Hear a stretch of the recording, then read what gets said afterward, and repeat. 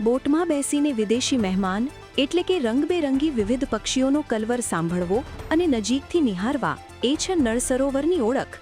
આ વખતે ડિસેમ્બર મહિનાની ફૂલ ગુલાબી ઠંડી જામી ગઈ છે, પણ અમદાવાદથી માંડ 60 કિલોમીટર દૂર આવેલા આ કુદરતી પર્યટન સ્થળે સ્થિતિ જરા અલગ છે.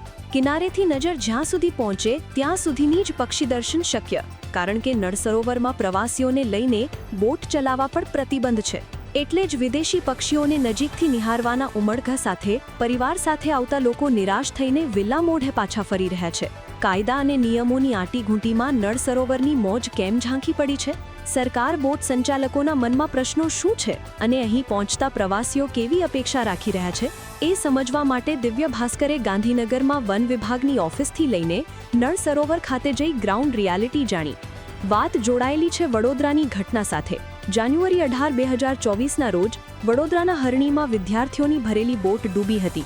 આ દુર્ઘટના બાદ રાજ્ય સરકારે સમગ્ર રાજ્યમાં બોટિંગ ઉપર પ્રતિબંધ મૂક્યો હતો. ત્યારબાદ પ્રવાસીઓની સુરક્ષા માટે કડક નિયમો સાથે નવી એસઓપી જાહેર કરી છે. આ એસઓપીનું ચુસ્ત પાલન થાય તો જ બોટિંગ શરૂ કરી શકાય તેમ જાહેર કરાયું છે. એમાં જ નળ સરોવરમાં પેચ ફસાયો.